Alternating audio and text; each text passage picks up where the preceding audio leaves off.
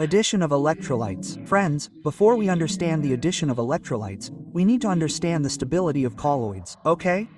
Look, we have two ways to stabilize colloidal solutions. Okay? First, we provide an electric charge to the dispersed particles. Okay? Suppose I have this colloidal solution. Okay? What is the first way? All these colloidal particles we have, okay? I provide a charge to them. Okay? So that they have a charge around them. This is our first way, okay? And the second method is to surround each particle with a protective solvent sheet.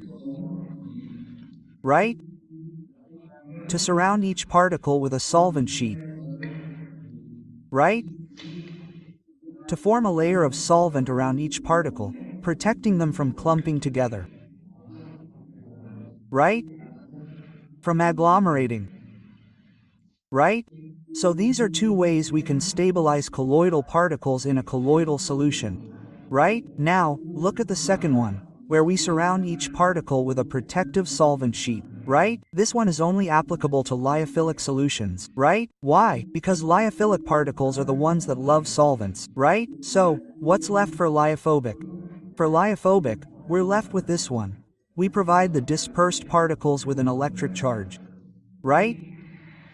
So friends, let's discuss the effect of adding electrolytes on lyophobic and lyophilic solutions. Okay, look, our lyophobic solutions are thermodynamically unstable. Okay? If you add a small amount of electrolyte to them, it will help stabilize the system. Okay? By importing charge to the particle. Okay? How will it stabilize it? By importing charge to the particle. Okay? By providing the dispersed particle with an electric charge. Okay? Same thing, but if you add a large amount of electrolyte, it will lead to an accumulation of ions in the diaphobic ones. Okay? It will lead to an accumulation of ions, which is not good for us. Okay? If you add a large amount of electrolyte to the lyophobic ones, it will lead to an accumulation of ions. Okay? And the precipitation power will increase with the charge of the ions. Okay? The higher the charge, the more precipitation there will be. Okay? And this is what we call the Schulze rule. Okay? Now let's talk about lyophilic and association colloids. Okay? How do electrolytes affect them? So, friends, our lyophilic or association colloids are thermodynamically stable. Okay? If we add electrolytes to them, okay?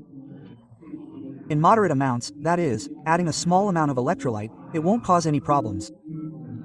Okay? But if we add large amounts of electrolytes, okay, what will happen? Agglomeration will occur, sedimentation will occur, okay? Our lyophilic colloids.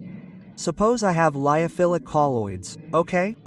If we add large amounts of electrolytes to them, agglomeration will occur, okay? What will happen to the particles? They will agglomerate, they will come together and clump together, okay? In a way that won't work for us. Okay? We also call this process solving out. Okay? Lyophilic and association colloids also follow our Scrooge-Honey rule, okay? That their precipitation power will increase with charge.